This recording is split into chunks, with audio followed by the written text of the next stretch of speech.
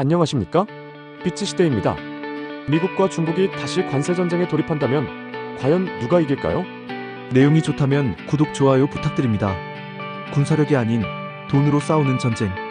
그리고 이 전쟁에서 패배한 쪽은 단순히 돈이 아니라 국가의 미래까지도 잃을 수 있습니다. 첫째, 경제 구조로 보는 차이.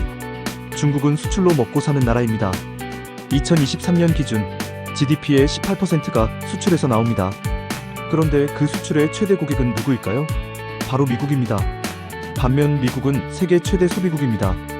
필요한 건 대부분 수입으로 해결합니다. 그래서 중국 제품에 관세를 때리면 미국 소비자도 아프긴 합니다.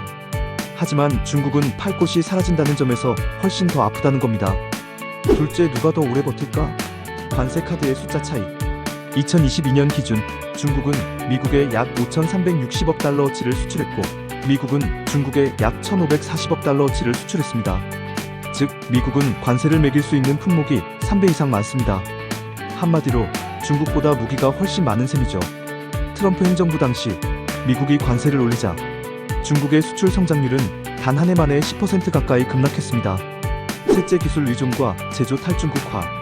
중국은 반도체, 항공기, 첨단 기술에서 아직도 미국 기술을 의존합니다. 예를 들어 중국 최대의 반도체 기업 SMIC는 미국의 장비, 설계 툴이 없으면 생산 자체가 어렵습니다. 반면 미국은 어떻게 하고 있을까요? 애플, 테슬라, 나이키.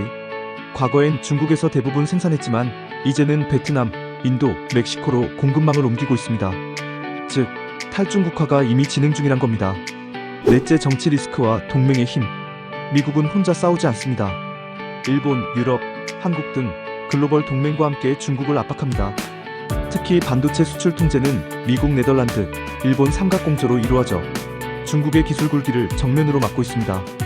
반면 중국은 러시아와 제한적 협력만 가능하고 국제 신뢰도나 우방의 숫자가 현저히 부족합니다. 결론, 누가 이기는 전쟁인가? 결론은 단순합니다. 중국은 미국 없이는 어려운 구조지만 미국은 중국 없이도 살 수 있는 구조를 만들고 있습니다. 그래서 관세 전쟁은 단기적으로는 양쪽 다 아프지만 장기전으로 가면 미국이 훨씬 유리한 싸움입니다.